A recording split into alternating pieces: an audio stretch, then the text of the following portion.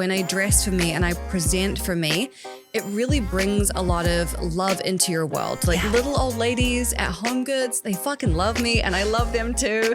And when you dress in a way that you are clearly comfortable with yourself, you will just make friends everywhere that you go. And there's so much love available to you. So I'd love to talk about how you just fell in love. I was going through a gnarly breakup with someone that I thought was like the one. I really believed this, but we just didn't feel good when we were together. And after a while, I decided, okay, this is like not working. I have to do something else. And I did a lot of work around getting myself into the right place for a real relationship. But something I also asked myself was, why do you want a relationship? And in order for a life to be exceptional, I believe you need other people in it. Friends, creative collaborators, and lovers. I think that's important. And so once I got to that place of being like, this is why I want this, I felt like I was in a completely different place to approach love. And I wrote down 3 lists. The first list was characteristics of my partner. The second list was how I am in relationship. And the third list was, I'm Layla Martin. I'm your host of This Tantric Life. This podcast is for you to learn about and be able to use the incredibly powerful system of Tantra in your life. I have been teaching and studying classical and neo-Tantra for over 20 years. And when you apply that to sex, love, and relationships, as I love to do, you end up having conscious relationships, the deepest, most epic and magical sex, and the kind of intimacy that you get to be grateful for on your deathbed. Welcome to This Tantric Life. Today, I'm going to be speaking to Gala Darling, who's been revolutionizing the self-help space for over 2 decades. She uses the powerful technique of EFT or tapping to help you manifest your dream life. I think of her as the place I go to on Instagram when I want to be given full permission to live however I want. She has a hot pink bedroom. She dresses like a pop star, and she lets herself live the life of her dreams. Originally from New Zealand, Gala is the best-selling author of Radical Self-Love, a guide to loving yourself and living your dreams, and Magnetic Mindset, how to make love to the universe and manifest anything. She's been featured in every publication that counts, according to her, from Vogue to the New York Times, and she believes that pleasure is your birthright and the process of becoming your future self should be a joyful one, and that feeling good is your job. So I'm here with Gala Darling. This interview has been a long time coming. We both just learned that we are Virgos. Today is the start of Virgo season. fuck yes, honey. And the first thing I noticed about you, because I have followed you on Instagram for a long time, I noticed 2 things. The first is I thought your outrageous skin might have been a filter, but it is in fact not. I'm so flattered. Thank you so much. You have outrageous skin, period. And just this oceanic depth in your eyes that has, as you know, so much of the foundation of your work is self-love. It's got this signature of self-love radiating through your eyes. So Thank you. I'm really excited to deep dive in this interview with how everyone can design their dream life and own their expression to a much higher level from a space of self-love. Yeah. And it's my favorite topic. I think it's so exciting to be able to literally design exactly what you want, live with such intentionality. And it gets to be really fun. Yeah. We have been told for so long that we have to do this. You have to go to college. Then you find a partner. Then you get married. Then you have a dog. Then you get a baby. Then you buy a house. And it's all bullshit. Yeah. Everyone that created that was just making it up. And so you get to make up whatever you want because no one else has more authority over your life than you. And if I can remind, especially women, that is my whole reason for being. That's so important to me. And this is why your message touched me. I can't remember how many years ago, but it was like years and years ago, I came across you on Instagram.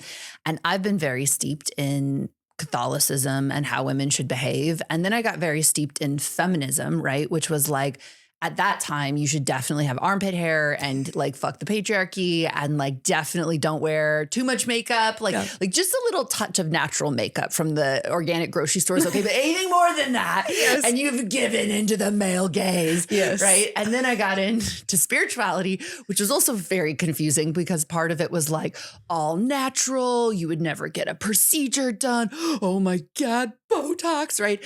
And then in some of the tantric communities, then it was like this really twisted, like you're showing up as Shakti for the men. And so you have to go over the top in how you look. Right. And what I felt that you represented, which I think is so needed, is the world's going to tell you all these ways to behave or not behave, to get fake boobs or not, to dye your hair or not, to embrace aging in this way or not, right? Yes. And the way through is to love yourself and find your own truth. And all of it is actually okay. And we can have these intelligent conversations about impact.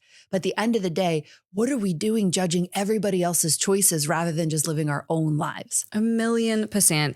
And every group that you join or become a part of, or every identity that you adopt, whether it's permanently or temporarily, everyone's got a fucking rule about how it should look, how it should feel, how you should show up, how you should please these people and not those people. And it's exhausting. And quite frankly, there are no awards for following those rules perfectly because they change on a dime. And we need to feel like, well, the way I see it is that your life is an art piece. And for me, it's fun to dress like I'm in a music video every fucking day. And when I show up to my life with that energy and that intention, then my life becomes so much more fun. I feel so much more radiant. And what I've discovered is that the more radiant you feel, the more you will attract the most amazing people, opportunities, creative ideas. But when you're trying to please everybody, fit into the box, follow the rules, be validated by so-and-so, you really have no energy because you're not living your own life. You're just following more rules. I'm here to let you know that if you want to stay connected to my teachings and if you want to support this podcast, the best way to do it is to sign up for my email list. Email list sounds old school, and yet it is where I share my most intimate teachings, the path, process, heartbreak, and triumph of my life, and so much of the content that I make for you on a regular basis. So the way you get on the email list is by heading over to laylamartin.com, put your email address into any of the boxes. You can also sign up for cool practices like sex magic or energy orgasm, totally free. Heading on over to laylamartin.com, signing up with your email address. This supports the podcast. It supports this entire work and is the #1 way for you to receive the highest teachings of this path. And what are some of the unconventional ways that you chose to make art with your life, aside from dressing like you're in a music video every day, which is outrageously good? Some of the ways that I've chosen to make my life my art project. I moved from Australia to New York City when I was 24 years old with 2 suitcases. And I moved into a tiny little studio apartment in the West Village, and I would sit on my fire escape, and there was a guy who would wheel his piano into the square under my apartment, and I would listen to him play music. And I created my business where really I get to be my own self-development guinea pig and teach people what I've learned. And I've been married and divorced, and I've traveled the world, and I think that there are no rules in terms of the way that you do things. And it's really for me about how can I make this more fun? And choosing to hinge my life philosophies on the idea of something being fun has been really powerful. And whatever you believe, your subconscious automatically thinks is true and creates in your life. So when I moved to LA back in 2018, one of the beliefs I chose to wire into myself was the more fun you have, the more money you make. And a simple shift like that really changes your life for the better, obviously. So we're going to get into the details of how you could wire a belief like that into your system, because I know that is part of what you teach. And I know a lot of people probably want to know, how can I wire that into my life I can have more fun? So we will cover that. Yes. So I'm curious, in those moments where, let's say, the pull of what society told you was important, right? Like this is how you should live, or you shouldn't move across country, or you shouldn't be an entrepreneur, or you shouldn't dye your hair pink, right? And in those moments where you felt that little bit of pull and chose to do your own thing, what did that feel like? Like, how did you redirect so that you could live on your own terms? There's always a little dance that you do of nervousness and excitement. And for me, that feeling of nervousness and excitement means that I'm on to something really good. If it's all nervousness, then I can feel that it's not quite the right move. And if it's all excitement, that might mean that it's not big enough of a dream or big enough of a vision. So I know that when I have those two things side by side, that I've really like tapped a vein that's going to work for me. And wait, remind me what the question was. So in those moments where you're maybe going to follow what society told you to do, but you decide to do your own thing. Like how do you actually lean into doing your own thing? How do you lean into it? The way to lean into doing what you really want to do versus what society wants you to do is just to follow the pleasure. And I think in life, we are always making a choice whether we're going to be dominated by pleasure or by pain. It's like the carrot or the stick. And most people decide that there's too much pain involved in taking a risk or being different. And so they decide to stick to what everyone tells them to do. But my experience has been that when I follow the pleasure and the fun and the excitement and the adventure, it always works out better. And the more that you do that, the more you learn that. So you start to build a sense of confidence where you're like, I have taken all these risks in the past, and you have a mental Rolodex of all the things that you've done. So you can then be like, okay, I'm about to take a big risk here, but let me just look at my mental bank of all the other times I've done this. It hasn't worked every time, but maybe even when it didn't work, it led me to something that was so special that I wouldn't have been able to discover before. And so it's really, for me, about leaning into pleasure and remembering that I've done it before and just building on that sense of confidence.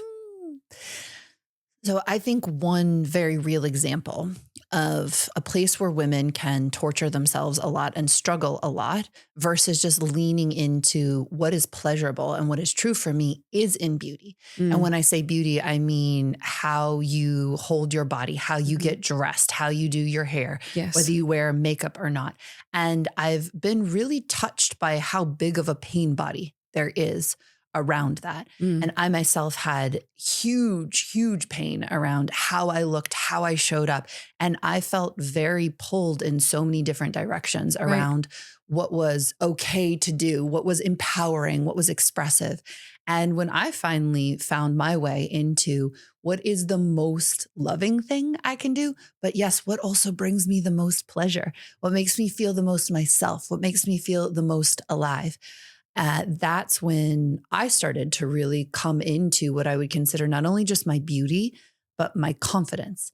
And understanding that doing a few things, learning to sit a certain way, learning to dance, learning to do something magical with your hair, learning to wear makeup or feel beautiful without makeup, right? Or even get a procedure, right? Like I got a very subtle nose job and it changed my relationship to my face. Like I'm so grateful I did that. And one of the things I've seen you really stand for with your audience is if you want to X, like go for it. Yes, absolutely. And I think it's a balance point, right? Like I think it's beautiful to experiment with your body and the way that you look and your style. Like I said, it's an art project, so have fun with it. And you're only going to discover what really works for you by doing a lot of experimentation. So trying different colors, different shapes, different styles, different aesthetics. And that is part of the fun of being a woman. Like I'm so grateful to be a woman. Like it's just so fucking fun. But I think also when we're thinking about a procedure or something like that, we also have to be realistic in thinking this might change the way I feel about my face or my body, but it's not going to change my life. And just knowing that those are two very different things. And I totally understand what you mean. I got veneers a few years ago. And when I did, I didn't realize how much I hid my mouth when I smiled and how shy it actually had made me to not like my teeth. And those small, subtle things man, they really can bring your inner beauty out. And I think that, at least for me, that's the goal. Whatever stuff I do to myself, I want it to bring out my inner beauty. I want it to make me feel more confident so that I can radiate in the world and I can impact more people. And especially for people like you and I who teach and speak and entertain, we want to feel like there's nothing that we're worried about. We're not like, oh, my hair sucks, so I don't want to film an Instagram reel today, which is a feeling I've been having for the past few days because I got my extensions out. So it's like the little things, they really do make a difference. Yeah.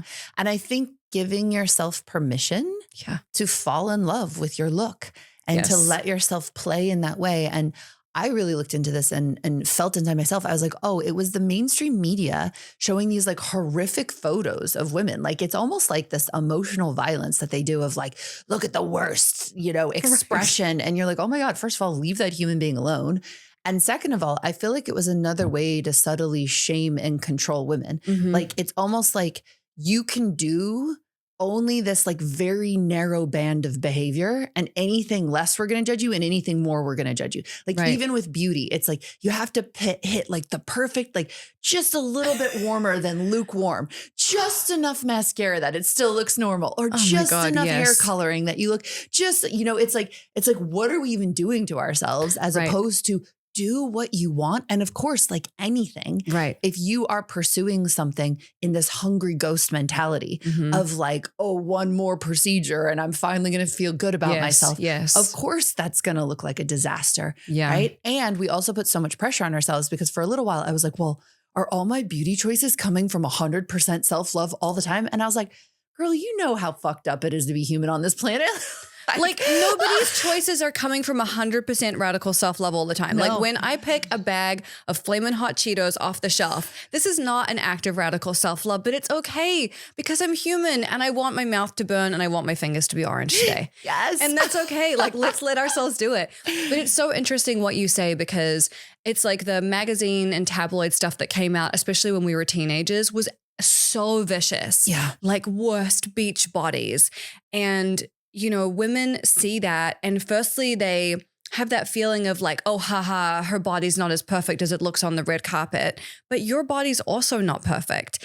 But it's being fed to us by like some bloated white man in a desk chair who's never brushed his hair. Like, why the fuck are we trying to please this guy? I don't give a shit what he thinks. I really don't. And I think, especially with the aging thing, it's like the narrowest bullseye. Like, oh, you can't get too much work done because then you look unnatural and crazy. But if you don't get anything done, then you've let yourself go. You literally cannot win. And I know that I look unnatural, and that's great. I want to look supernatural. Like, bring it on. So, and I'm dressing for me. And what I find is that when I dress for me and I present for me, it really brings a lot of love into your world. Like little old ladies at Home Goods, they fucking love me and I love them too. And, when you dress in a way that you are clearly comfortable with yourself, you will just make friends everywhere that you go. And I love that. It's so nice. It can feel like such an isolating world sometimes, but really it's not. And there's so much love available to you. And I've done this challenge of what I call full spectrum self-love, which is like, I have an appearance spectrum from like full gremlin who's probably been sitting in like a graveyard and like barbecuing hyena with like some of the other like really like out there spiritual practitioners, like haven't washed my hair in weeks, don't give a fuck. Like, and in that space, it's like, can I love myself and the expression of that? Right. And then can I love myself when I've also like got my hair done and my extensions in and like I'm like dressed to the nines. And so I made it my challenge not to just be able to find myself in one expression of beauty, but to love myself all the way. And as much as I challenged myself to learn to inhabit a more glamorous essence of beauty, I also challenged myself to love myself in my like least glamorous moments, mode. Right? Yeah, exactly. And the same thing with like body spectrum. And so that's also how I've been able to find my way into well, we all want to look our best. Like I've never met a Sure. human who's like, I want to look my worst like all the time, you know, or I just Right. want to like let myself go, whatever that is. It's more like I want to love myself in the full experience of being human, which is Yes. going to include those moments where like maybe you had like a lot of fire Cheetos for a while and like didn't get out of bed and like haven't like attended to your hair. And can you love yourself there? Yeah. And then also have this very human pursuit of like, and also like whenever I feel like my best, I want to be able to inhabit that as well. Yes. And I find that we like shame ourselves in both dimensions. Like we find a way to shame ourselves at our like 10 out of 10 glamour moment. And we find a way to shame ourselves in our like, I've been on the Cheeto diet moment. And like, to me, it's like if like the finding the self-love in all those pieces Yes. and then making it healthy to pursue whatever thriving looks like for you in beauty is so important. Like that's kind of what I aim for. And that has started to deconstruct all of that conditioning that got in of like this, no, like this. And like, even now it's still so confusing. It's like body positivity, but not really, you know, like it's, Yeah. No, I think that it's also about being able to accept that we are going to have those different stages all the time. Yeah. Even with your extensions in, you're not going to be Cindy Crawford every fucking day. Some days your hair is going to look bad. Some days your extensions are going to be half falling out of the back of your head and you just have to roll with it. And one of the reasons why I love tapping, which is my primary healing modality, is because the magic phrase in tapping is, even though I'm in goblin mode, whatever, even though I don't feel that beautiful right now, I deeply and completely love and accept and forgive myself. And that practice, I mean, I've been saying that to myself for almost 18 years at this point. And I feel like you can sense that that's how I feel about me by the way that I move through the world. I really do accept and love and forgive myself. I know that I'm not perfect and it's fine. I don't give a shit. Like, nobody's grading me. And if they are, they're grading themselves so much harder. Yeah. So it really doesn't matter to me. Yes. You know? Ugh. I'm excited to take a moment and share with you about the VITA coaching certification. This program has been around for almost 10 years, and it is my highest offering. The sexual wellness industry is forecast to be a $125 billion industry by the year 2026. Why is this? Because people are more ready than ever to express their sexuality and build deeply connected, meaningful relationships, and also, obviously, to have the most outrageous orgasms and erotic experiences of their lives. But most people are never taught how to do any of this, how to have extraordinary relationships, how to have the sex they really crave. They're looking for qualified, confident professionals to teach them. And my VITA Sex, Love, and Relationship Coaching Certification is a powerful 1-year professional certification that's helped more than 2,000 coaches make their way to becoming incredibly successful and highly paid sex, love, and relationship professionals. But this program doesn't just train you in every aspect of the coaching process so that you can build a successful online business. VITA Coaching will also walk you through the personal transformation of a lifetime because the best coaches have done the work themselves.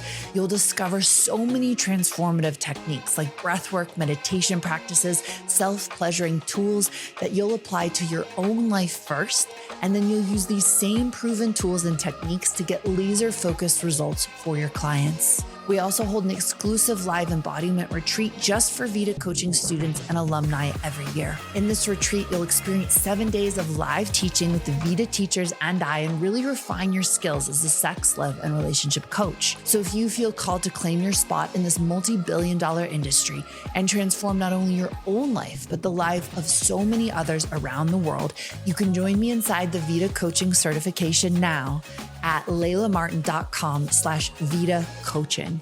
That's laylamartin.com/VITA coaching, VITA. And we can turn anything into this subtle pressure, right? Because even I noticed in myself, I was being like, oh, is this completely self-loving?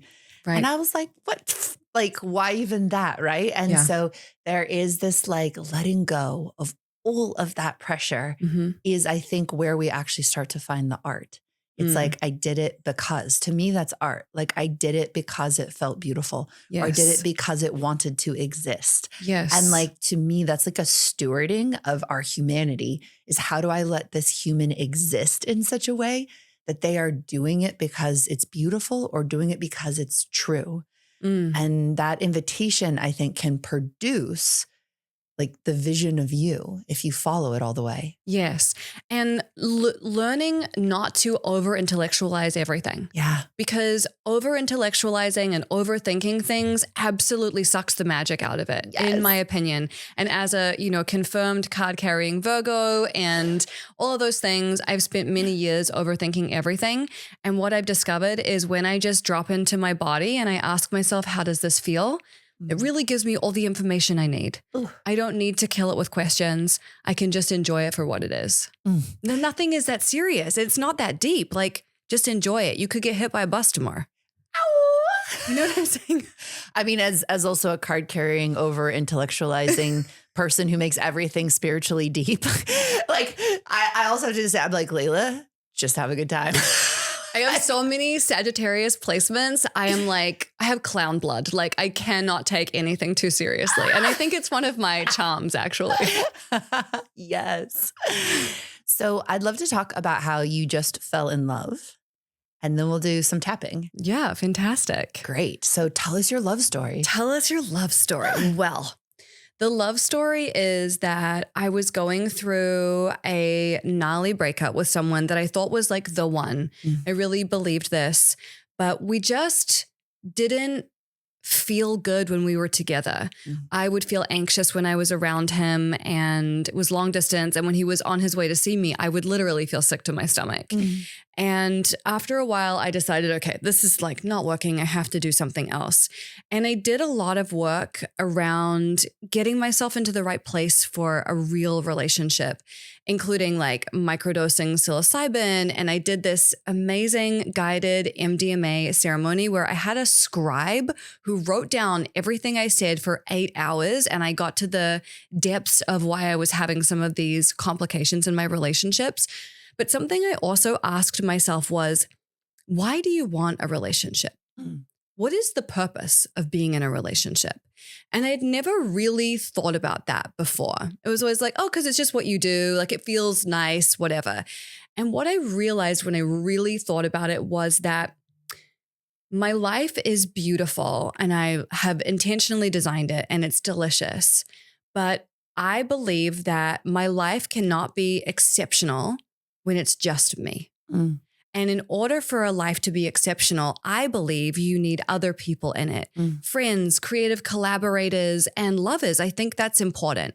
And so once I got to that place of being like, this is why I want this, I felt like I was in a completely different place to approach love. And let me see if I can get these dates right.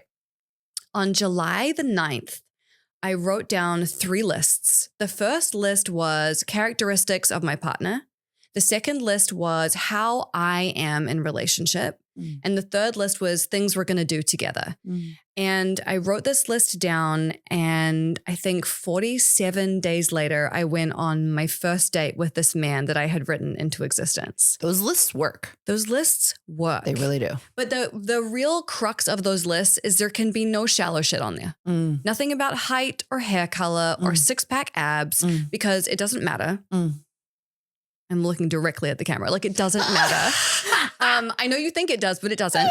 And I was really amazed by this man, and we went on 3 dates. And on the 3rd date, I gave him a copy of one of my books, and I was like, I'm going to Europe for a month. Read this. Tell me if you have any thoughts, and I'll see you when I get back. So I went away, and he read my book. He wrote me a full book report, which is like an amazing thing for someone to do. I love the sense of like attention that he paid. And then when I was gone, we really built this beautiful romance. And it was so special because it was about how we felt and what we thought and what our characters were, rather than just like, you're hot, let's jump into bed, and then letting all that stuff go to the wayside. So we had this amazing romance while I was away. I was walking through Paris with like my head floating because I was like so happy.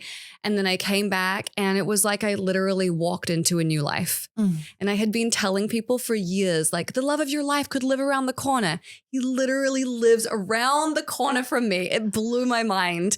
And 4 months later, we got engaged on Christmas Day and we are so happy. And it's the easiest relationship I've ever been in. There's no anxiety and there's no criticism. And I feel completely encouraged to be my biggest, baddest, weirdest, boldest, sexiest, most provocative self with him. And it's so different than any other relationship I've been in. And I really feel like the microdosing and the MDMA and all the personal investigation I did really helped me attract someone who loved me for me rather than loved me for who they thought I should be or loved me but wanted to control me. And all those other things that can come up when you're a powerful woman and you're looking for a powerful partner. And what did you realize was the crux, as you said, for attracting those other types of relationships? This is so crazy. So I'm doing my MDMA ceremony and trying to figure out why do these relationships not work. And I said to I don't want to call her my scribe necessarily, but that was her role. I said to her, oh, I think that men have more authority over me. And I realized that I would be my most powerful self and I would attract someone into my life and we'd get into a relationship and I would just hand my power over to them. What do you think I should do? What car should I buy? What house should I move into? What should I do with my business? How should I be dressing? How should I be acting? I would completely give my identity away to these men who, quite frankly, didn't deserve it and didn't know what to do with it anyway. Like, that's a big thing to give to somebody. And when I realized that that was a belief that I had, it was really easy to just like flick it off like a mosquito, thank God. But really realizing that blew my mind. It blew my mind that that was a belief that I was carrying. And I think it's one of the reasons why having a variety of healing modalities is so useful, because some of them can really shine a flashlight into your subconscious that you can't reach with your conscious mind. So having like breath work or psychedelic practice or whatever, man, it really helps. It really helps. It makes such a big difference. And I think a core part of that experience prevents so many women from true love, which is I put men above me in some way, shape, or form. Yes. And I did that and was doing that in ways that showed up like, if you think I'm beautiful, then I must be beautiful. Right. And if you don't find me beautiful, then I must not be. Right. So your opinion is more powerful of me than my opinion of myself. Yeah. And that showed up in so many ways, right? If you love me, it means I'm lovable.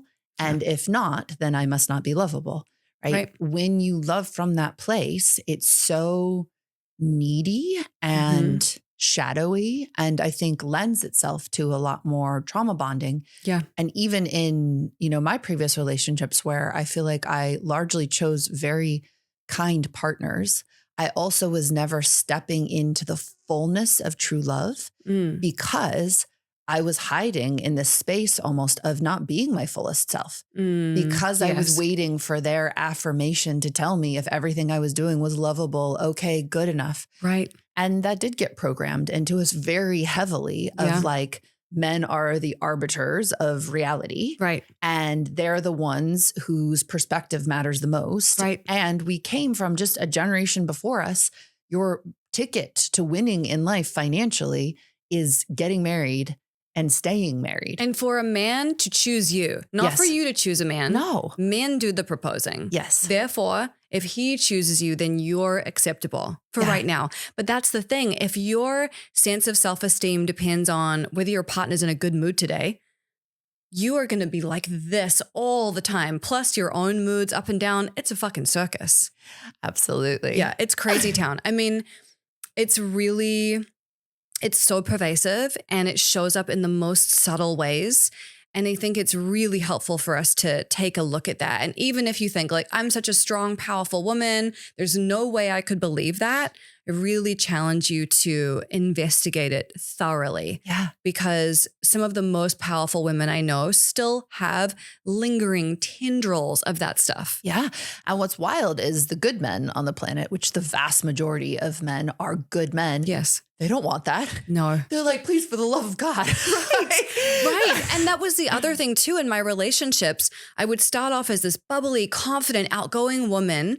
I would get into a relationship. I would give them my power, and all of that radiance, magic, creativity, and confidence would just absolutely disintegrate. They'd be like, who is this woman? Like, who did you become?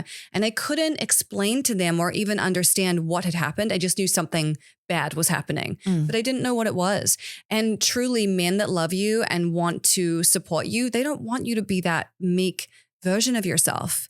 They want you turned on, turned up. That's what they want. Totally.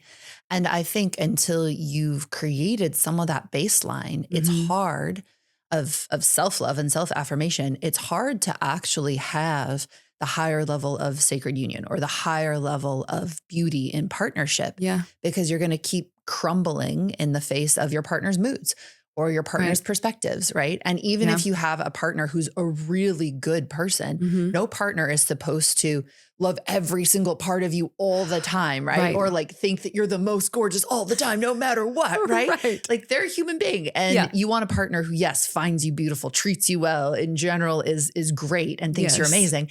And it's like your partner's always just like, you know, I love my partner to bits and pieces. And there's certain things where I'm like, well, I love you anyways, but that ain't my first choice, right? And like that kind of wholeness gives you the ability to love in a much deeper way. And for me, like one of the ways that that showed up in my current partnership was how much I had outsourced my sense of being beautiful or attractive to men my entire life.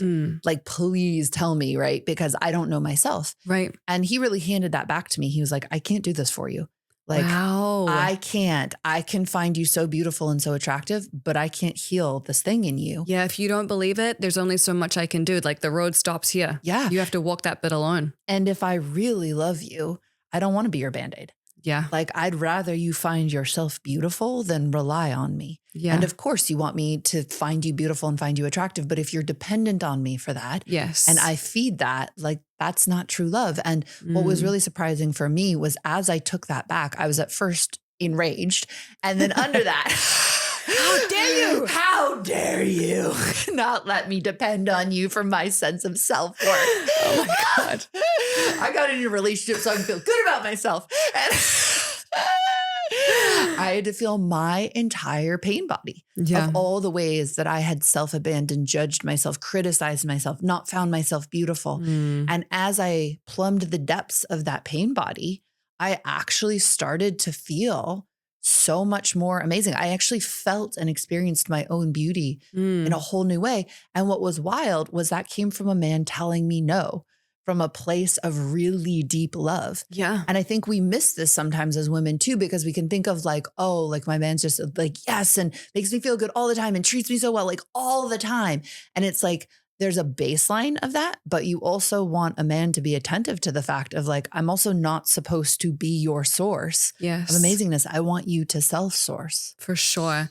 I remember having a moment in the back of a taxi with an old boyfriend, and we were sitting next to each other going to some event or something, and I was really feeling shitty about myself, and he was in a bad mood. And I remember thinking to myself, I wish he would just tell me like I'm beautiful and it's going to be a great night. And then I went, wait, why don't I just tell myself that?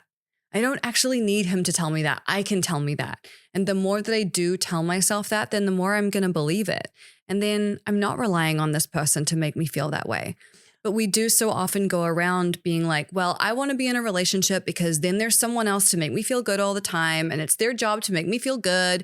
And if I'm in a bad mood, he'll bring me like a smoothie from Erewhon and rub my forehead and It's like, okay, that might be nice from time to time, but what if you could do that for yourself? Yeah. What if you could be like a self-saucing cake, you know, and you could like pour your frosting all over yourself whenever you actually need to.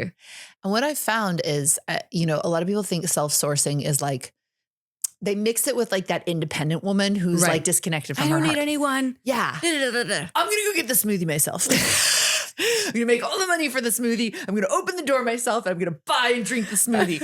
And, like, and so I think that confusion leads women specifically to think like, well, I don't want to be self-sourced, right? Because there's something very sexy about our interdependence. There's something very sexy about the fact, as you said, that our lives are so much better with other people in it to enhance them, including our partner, right? So our partner delighting us, you know, knowing how to have that moment of emotional care is so incredibly wondrous. Yeah. And when I was relating to my partner from this place of, I need you to do this for me because I'm actually in a pain body deep down inside that I don't want to look at or resolve, it never felt that good to me.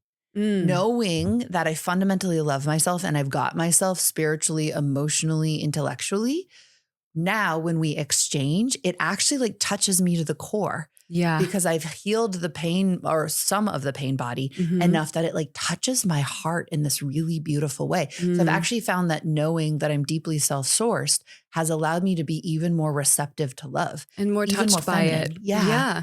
And it's like, then when someone gives you a compliment, you can be like, thank you, it's true. Rather than like, oh, do you really think so? Like, can you give me another one? Yeah. Can you be more specific? Can you tell me exactly in which ways I'm beautiful? Is it the angle of my eyebrow? Is it that my hair has volume today? Like, I need to know exactly, you know? But yeah, I think that's so important to have that sense of it yourself. So whatever they give you is a gift on top. It's just more magic for the frosting, you know, rather than it just being pouring into an empty hole. And the other thing is when we make our partner responsible for our happiness or our beauty or whatever, it's a huge responsibility. You're really putting them in bondage, non-consensual bondage. And you know, nobody can carry that for you. It's really up to us to take that on ourselves. And the science says that as well. 1 year after getting into partnership, you're just as happy as you were before you met the person. So this is really important because it goes back to your question of why do I want to be in partnership? Right. And it can't be to be happy. Right. Because your partnership will not be happy if you are not. Yes. Right. So that's the thing. Of course, we will all want to be in a happy partnership and we all deserve that. Yeah. And there is this deep eternal truth to the fact that the most perfect human in the whole world cannot make you happy. Which is one of the reasons why it's so important to pick a partner who loves their life, who takes on challenges, who is still growing and evolving. They're not fucking dead on the inside. And someone who just is like in a place where they can deal with their own emotional regulation. Totally. Like people who cannot deal with the ups and downs of life are only going to throw it at you. Yeah. So you got to duck and dive.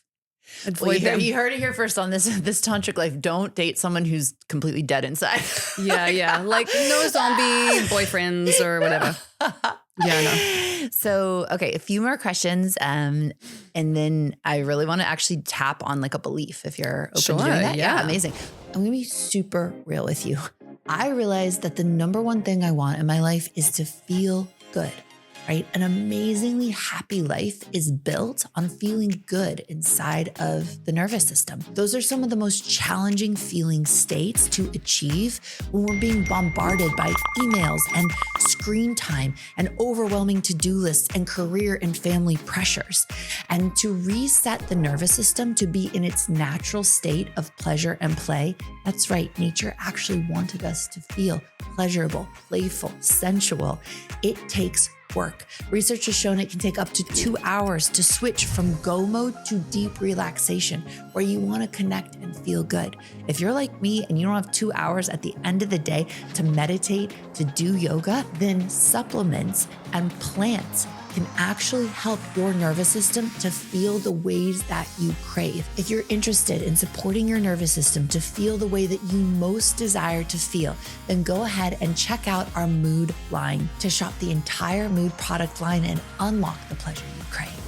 I'm here to let you know about one of my favorite practices, Orgasmic Breathwork. So what I've done is I have made 2 different audio guides for people of all genders to train you in how to use breathwork to have more orgasmic sexual experiences. So this breathwork trains you to get out of your head, into your body, to be able to expand pleasure from being localized in your cock or your pussy or intersex genitals into the whole expanse of your body, and to be able to orgasm stronger, longer, and more powerfully. So orgasmic breathwork is one of the most powerful tools that I've ever come across, and you can learn it in a 10-minute guided audio. So you can get it totally for free by downloading it on my website. You can head over to laylamartin.com/orgasmic breathwork.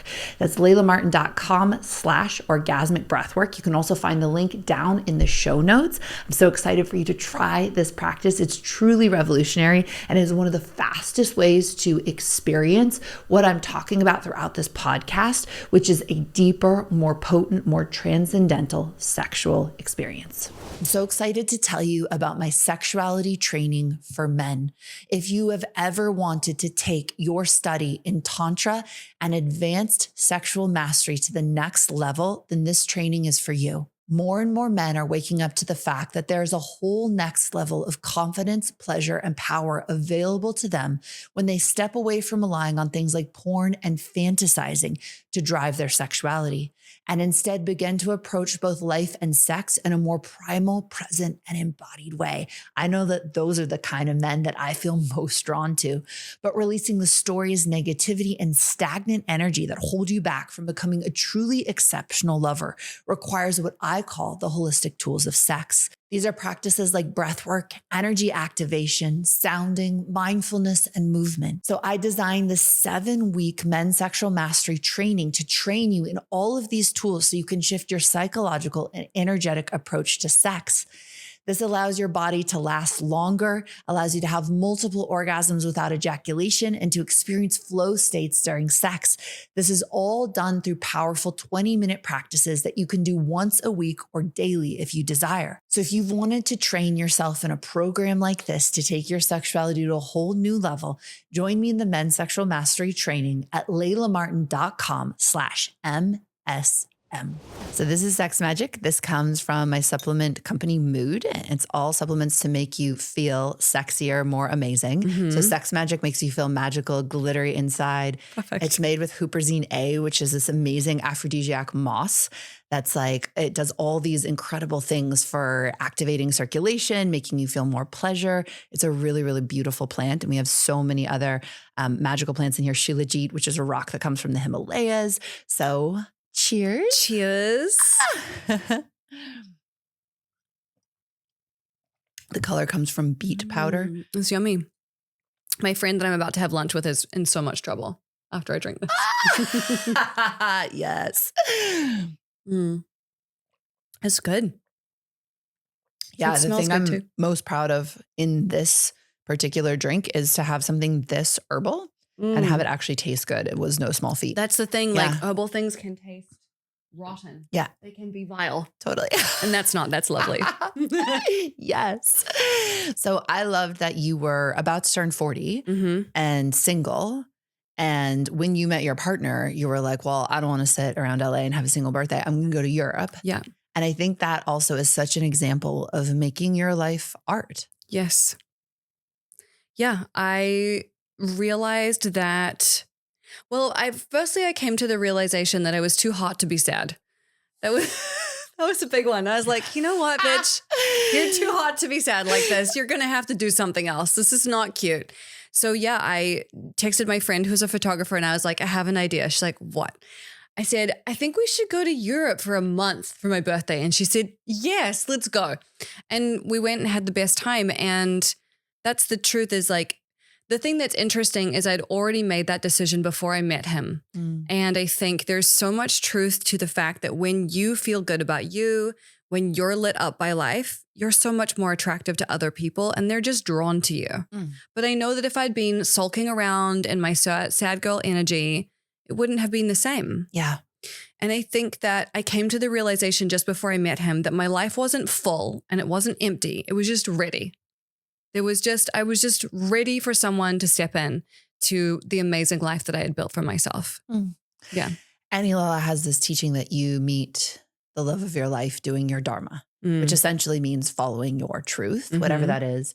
And I had an experience of that in that I met my current partner at Burning Man. Yeah. I was dating two men at the time that I thought one of them was going to become my husband. And one of them was like the societal catch, like the catch of all catches, like the, like, everyone's going to be like, wow. Right. And you'll be like set for like all this, whatever story. But he was slightly uncomfortable with my career. Mm-hmm. And so when I went to Burning Man and I was going to teach sex magic and I was doing my first really large scale all gender sex magic. So like men and women and people of all genders. And like, yes, you're going to be self-pleasuring. And yes, it's going to be safe. And yes, we're going to understand the full fucking power of our eros, right? And I actually had a feeling before that burn to cancel sex magic because I knew how uncomfortable it made my partner. And that should have been like the biggest red flag of all time. Right. And when you're in love, and I was, and thinking like this could be my person, I was like, well, we could ease into it. Right. Also, I don't usually teach all gender sex magic. I usually do it in these more private experiences. Like this is so public. I could just tone it down. And I was like, no way. So as I'm like proudly teaching sex magic and like there was no AC in the tent, I'm like dripping in sweat, the mic cut out, and I'm just like channeling like power, like full goosebumps. Little did I know, and I'll tell this full story another time, but who is now my partner had managed to get into the tent. Mm-hmm. So Emily actually let him in and he was watching me and falling madly in love as I did my dharma. Yes. And I just want to say that too, because I think so many of us tell ourselves that we have to play some sort of game in order to attract a partner. Yeah. Versus living full out. Yes. Or we feel like, well, they don't love this part of me, so maybe I'll tone it down or I'll switch it. Or maybe you were like, well, maybe I'll just talk more about spirituality and less about sex on my podcast or whatever. But no, you're right. It's really, I think the ideal is that you are with someone who absolutely adores you as you are, wants to be your biggest cheerleader, is your biggest cheerleader, and doesn't interfere too much. Like, doesn't tell you how you should do it or whatever. Like, leave me alone. I know what I'm doing. Yeah. Like, trust me enough to let me do it my way. Absolutely. Yeah. So you work with manifesting and your audience creating their dream life. Mm-hmm. What does it take to even know what your dream life is? And what do you see a lot of the people who follow you? Like, what do they really, really want? What is it that they're trying to manifest? A lot of people are just wanting to feel a sense of freedom. Yeah. They just want to feel like they're not waking up every day hating their life and having to do something that they don't care about. Yeah. And it's really interesting too, because a lot of women come to me and they're intrigued by the work, but they have no idea what they want. All their desires are dead. They have no idea what they want anymore. And I have this practice called a magical morning practice that I teach, which is a really good way of just getting in touch with what you actually want for the day, not your to-do list, not your what's going to move the needle in my productivity calendar, but what do I actually want to happen? And when we start getting into those practices, people are really amazed by what comes up. But it definitely can take some time. There's so much conditioning. Like, you should want a promotion. Do you actually want a fucking promotion? Maybe not. Then you have to manage people. Do you really want to do that? Like, and a lot of this is really investigating what's presented to you. And saying to yourself, okay, if I take this opportunity or I move to this place or whatever, what is that likely going to look like? And really just being clear and realistic about that, you know? Yeah, it's like having a desire practice. Like I'm actually tuning into what it is that I really want. Like as we're talking about this right now, I can feel that one of the things I've wanted for a while, but haven't like fully allowed myself to have is most of my vacations are very intense. It's either like a 5-day festival party celebration with my full community, or I'm like doing some like deep like meditation work in the jungle, or like being my inner child, or like in a thing, right? And this is so Virgo. Your textbook. There's a part of me that wants to just go on a pleasure vacation. Yeah, you're like, how can I make this vacation more productive? How can I turn this vacation into content? If my inner child didn't heal a significant amount, was it really a vacation? You got to go to Thailand and just lie on a beach and get a sunburn. I don't know if I've ever done that. Yeah. Like just this vacation is just for rest and pleasure. I learned to do that a few years ago and I cannot recommend it enough. And if productivity is like your big jam, then you just have to tell yourself that rest is productive. And that when you come back from your actually restorative vacation, you'll have so much energy and so many new ideas to devote to those things that matter to you. But when you're just on all the time, you're just going to be exhausted and burnt out. Totally. And I'm very good, I think, at resting daily. Yeah. So I have like good rest practice, good spiritual practice, like love exercise, love just like doing a little bit of nothing. Yeah. But it's to like actually take a period of time and not have it have this like deeper, like something. It's almost like every period or space that I have, I want to fill it with this love of spirituality or personal development or love of community. Right. And so it's almost like I have to just protect a longer chunk of time to just be about pleasure and rest. Yeah. Yeah. And see what materializes by creating the space. Yeah. Because things will rush in that you couldn't have planned for, that you couldn't have scheduled. And it'll be so remarkable and beautiful, but it'll also be really uncomfortable in the beginning. Yeah. For 2 days, you'll be like crawling out of your skin. And what's one of your current desires that you haven't yet realized? One of my current desires, I want to get better at pole dancing. Yeah, that's one of mine. Yeah, I just installed a pole in my basement downstairs and I'm just having the best time flinging myself around it and looking at myself in the mirror with like 6-inch crystal shoes on. So I want to get better at that. I actually signed up for a showcase at a studio that I dance at to force myself to be devoted and practice and like bring my skills up. It's so good. So my altar space in the Queendom here in Los Angeles, before I left, I had this gorgeous altar, like very traditional altar, meditated in front of it, did puja, did mantras. And then I would flip and there was a gold stripper pole and a mirror. And then I would do 6-inch heel dance practice and sensuality. And to me, this is high priestess vibes, right? I'm Absolutely. in my aros. I'm in the celebration of my humanity. I'm in my movement. And also I'm cultivating this really deep connection in stillness to myself and to the divine. For sure. And I thought you were going to say originally that you had a pair of pleases on your altar, which I would have just loved. But I think that, yeah, one of the ways that we can get to that place of really loving ourselves is to see what our bodies can do. I'm a really big believer in that, whether that's lifting weights, which I think is really important, or dance, seeing yourself in a new way, seeing what your physical vessel is capable of is so mind-blowing and so special. And also, you know, sensual movement is such a great pleasure practice. And if you're finding that you don't want to have sex and you're not turned on, see if you can turn yourself on first. It really does start with you. And I love dance for that.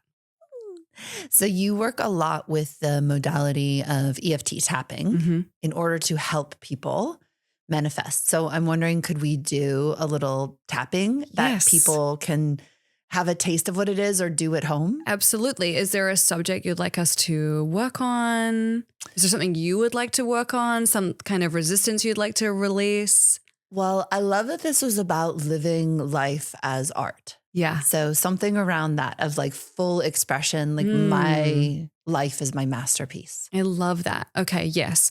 So with tapping, there are a few different tapping points. So I'll show you what they are before we get into it. So the first point is the top of the head like this, then the eyebrows, temples, under the eye, under the nose, under the mouth, collarbones, under the armpit, like where your bra strap would come around, and your 2 wrists together. So what we'll do is we'll tap on one point, I'll say a line, you'll repeat it, and we'll just go through. Great. So the focus is on making your life your masterpiece. Yes. Okay. All right, let's do this. Ooh. I'm ready to make my life so beautiful I'm ready to make my life so beautiful that people will stop and stare. that people will stop and stare. But more importantly, But more importantly, that I will stop and stare that I will stop and stare at the wonder at the wonder and the marvelousness and the marvelousness and the pure magic and the pure magic that is running through my life. that is running through my life. And sometimes I worry And sometimes I worry that I'm too realistic, that I'm too realistic, that I'm too logical, that I'm too logical, That my life can't be an art project. That my life can't be an art project. Because I have too many responsibilities. Because I have too many responsibilities. And too many logistical concerns. And too many logistical concerns. But even though I have this worry. And even though maybe I'll always have this worry. I deeply and completely. Love and accept and forgive myself. And I'm moving into my artistic era. My life is like a concept album. Every day is a photo shoot for the cover. Every moment of my day is like a new song. And I've got my own dance moves. My own choreography. And I get to turn this into an epic show. I don't have to be responsible all the time. I'm free to be an artist.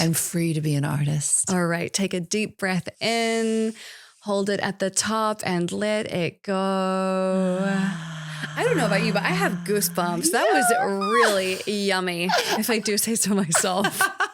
How did that feel for you? That felt spectacular. Yes. And it's so simple, like these little sessions that you do. I mean, I don't even know how long that was, like 3 minutes maybe. You can move so much energy and you can create a vision for yourself that's so vivid. And again, this is what I mean by moving towards pleasure and letting that pleasure, that vision, that expansive imagination motivate you. Yeah. Moving towards pleasure is one of the best life hacks I know. I'm excited to tell you about my 6-week self-pleasure training, Obliss. This is the first course I ever made, and it has been going for over 10 years now. Most of us are never taught the tools required to create deeply rooted self-love, which not only leaves us feeling disconnected from our bodies and ourselves, but what a lot of people don't know is that a foundation of self-love is crucial to building the deepest connections and experiencing the most ecstatic pleasure with others as well. My 6-week sexual masterclass for women, Obliss, trains you to have the ultimate orgasm and fall deeply in love with yourself and your body. You'll heal your sexuality, address old wounds, face things like fear, guilt, shame, and shutdown, and be able to heal and integrate them, and discover how to access the deepest, most profound self-love. So whether you're just dipping your toes into the magic of Tantra, or you are a seasoned sacred sexuality practitioner, you can use Obliss to expand your pleasure capacity and to access the most exquisite self-love. You can join Obliss today. You can get started right away at laylamartin.com/Obliss. That's OBLISS, O like orgasm, and then bliss, laylamartin.com/Obliss. So when you're tapping on the meridians, you're moving energy. Yes. Like they're based on some of the Chinese medicine meridians. Yes, exactly. And so in that, I felt like you were channeling poetry, right? This like high vision manifestation of what I wanted. So do you teach people to do that, to be able to create this higher vision of their life? And then why combine that with the tapping? So I do teach people how to do that. And it's interesting that you said channeling, because it's really what it feels like when I'm tapping. It does feel like channeling, where my goal is just to get out of the way and let the words come through. And I think that one of the reasons why this really works together is when we're tapping on these points, we're stimulating when we're tapping on these points, we're stimulating the amygdala and we're bringing down the stress response in the brain. And so when you bring down the stress response, it's like you can finally see the forest for the trees and you can start to see solutions, and it moves you into a place where what may have seemed challenging or impossible suddenly becomes very possible, because you're just changing the chemistry in your brain. And it's such an amazing practice. I started doing it when I was 22, and I had one session I did by myself where I was working on my eating disorder that I had at the time. And I went into my bathroom and I took off all my clothes and I stood in front of the mirror and I tapped while I looked myself in the eye. It was the most powerful tapping I've ever done. And it really healed my eating disorder. The next day I was like, what's for breakfast? And it's never been a problem for me again. And I've had various things around body issue that I've tapped on, but the eating stuff really cleared up in that one session. So, and what did you tap as you were looking at yourself in the eye? it was such a long time ago that I almost don't remember, but I do remember talking about how I felt about my body and how disgusted and disappointed I felt in my body and in the way that I looked. And a lot of what makes tapping really work is that you are accepting where you are. Yeah. You're owning where you are. There's no denial about it. And when you can say, yes, this is going on and it sucks and I hate it, then you're free to change it. But as long as you're pretending it's not there, you're pushing it away, you're covering it with like a nice floral bouquet, then you can't really resolve it. So tapping is magical because we're accepting where we are and we're accepting and loving and forgiving ourselves anyway. Yeah. And the tapping that I've done, it's almost like it comes in these waves where you acknowledge how you're feeling. Yes. You're acknowledging, like in the tapping we just did for me, like I have these responsibilities. I'm, too reliant on reason. I'm focusing too much on what I have to get done, right? Yes. And I love myself anyways. Yes. Right? This is what distracts me from what I really want or keeps me from having what I really want. And I'm choosing to love myself. It's actually okay. Because so many times when we manifest, we're like, oh, fuck that part. Like, yes. that part isn't okay. Yes. So what I love about tapping is it starts from this acceptance and self-love, as you're saying. And then from there, when you go into the vision, I find your nervous system is so much more receptive to accepting the vision. And really tapping is shadow work. Like you're looking at the gnarliest, scariest, most fearful parts of yourself. Yeah. And you're saying, I love you anyway. Yeah. It's like the monster under the bed. You like pull it out and you give it a hug. And when you do that, it takes the teeth out of the monster. But until you can just acknowledge that that's a part of you, you're always going to spin your wheels. So really just accepting that it's there is firstly very human and secondly very important.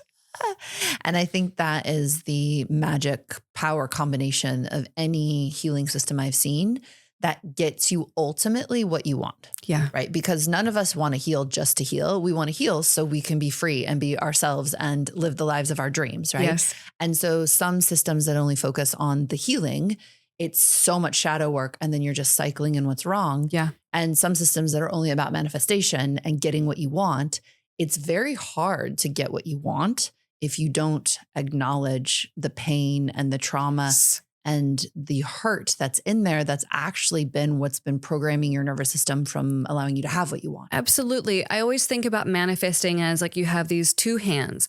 With this one hand, you want stuff. You're like, bring it in. I'm ready, da, da, da. And with the other hand, you're like, no, thank you. I'm afraid of that. How is my life going to change if I get that? Are people going to be mad at me if I get that? Am I ready for that? Am I responsible enough? And as long as you're pulling and pushing at the same time, you're not going to get anywhere.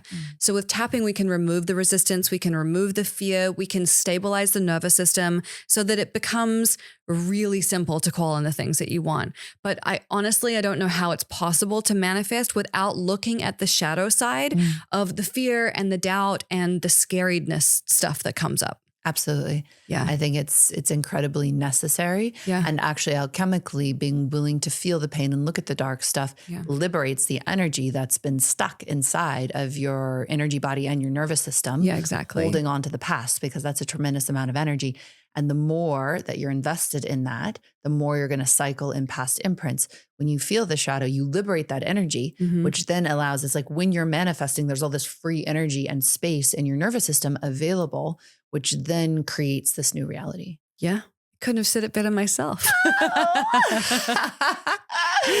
Amazing. Well, thank you so much. This has been so lovely and so beautiful. Thank you. Can you share where people can work with you more, a little bit about your new book? Yes. So you can find me on Instagram at Gala Darling. My website is galadarling.com. My latest book is called Hologram Heart, which I wrote in 2020. And my goal was to go on 100 dates to find love. So it's the story of that. And there's a lot of tapping in that book as well. So tapping for attachment styles, tapping for imago blueprints, all the stuff that comes up when you're dating, which is really powerful. And I have lots of other projects coming up as well. So it's a very exciting time to be in the Galaverse, I would say. Yo, Galaverse. All right. Well, thank you so much. And thank you for the transmission that you're bringing to this world. Thank you. It is so, so, so powerful. I feel like I got to like lick a few drops of it today. And I feel more sparkly, more myself, more alive. Oh, thank you for having me. This is a pleasure. Thank you for listening to this Tantric Life. I am Layla Martin. This is the home for the realest conversations about sex, spirituality, polarity, conscious relationships, and all kinds of topics that help us live the absolute most incredible lives. Please check out the next episode. Please go ahead and leave your rating and review on Spotify or Apple or YouTube. It's so, so, so helpful when you do that. If you want to stay connected to me, the most helpful supportive thing you can do is to head over to laylamartin.com, sign up with your email address. That connects you to me if you want to study deeper with me, if you want to receive my deeper teachings. I do it predominantly via email. Finally, you can check me out on Instagram at @the Layla Martin. And thank you so, so, so much for being here.